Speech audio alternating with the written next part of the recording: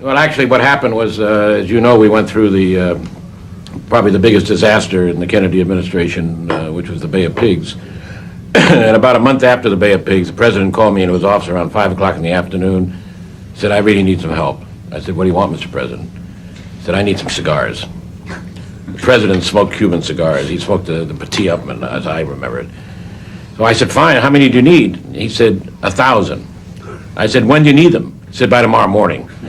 I said, that's a very tough assignment, but I'll see what I can do. Anyway, I was smoking a lot of cigars myself in those days, so I contacted a lot of my stores, and next morning I got to the office at 8 o'clock, and the president was already ringing me from the Oval Office, come right in, come right in. How'd you do? I said, I did very well, Mr. President. How many did you get? I got 1,200. Fantastic. He opens up his desk drawer, and he pulls out the decree banning all Cuban products from the United States and signs it.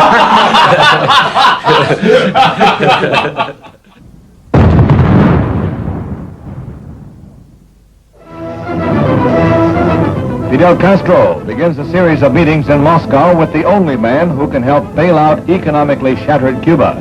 His visit to Russia is billed as a vacation, but it was obvious that Premier Castro came to get additional credit. During Castro's numerous visits to his great brother nation, talk centered not only on the intrigues of their common enemy, the United States, but also on the question of what tasted better, a Havana cigar or a Soviet cigarette.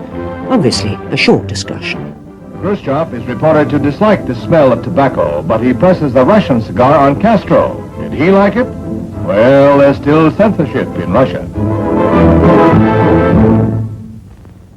In 1962, I went to the Soviet Union for the first time, and I spent 2 days, 16 hours of head-to-head conversation with Nikita Khrushchev. And at the end of the conversation, he says, Господин Salinger, he says, I see you like cigars. And I don't like cigars. But I've just gotten a fabulous present from Fidel Castro, and I'm going to give it to you. So he waves the guy over, and a box comes, big wooden box, flag of Cuba encrusted in the top of it. I open it, and there are 250 glorious cigars. Oh. I said, my God, what am I going to do? Well, first of all, you think, I can't take those in the United States. It's illegal. Right. Then I thought, well, I'm traveling with a very special passport that says on a special mission for the President of the United States abroad. I could probably get through customs with that, so I took them. And I got back to Washington, and as soon as I got to Washington, the president called me in the office. He wanted to know what Khrushchev had told me. I said, listen, before we get down to this serious stuff, I made a real killing in Moscow. He said, what? I said, I got us 250 great cigars. He said, what? I said, yeah, I got us 250 great Cuban cigars. He said, do you realize what the scandal that would be in this country if people found out about it? He said, how? I said, how are you going to find out about it? There are only 3 people who know, Khrushchev, you, and me. He said, no. You've got to get rid of these cigars, and you've got to go to the head of U.S. Customs and turn them over to him, and he's got to write a letter saying that he got them, because otherwise we're going to be in deep trouble. Well, I went to U.S. Customs. I gave the 250 cigars. I kept the box. The guy signed the letter. I'm walking out. I said, what are you going to do with those cigars? He said, we're going to destroy them.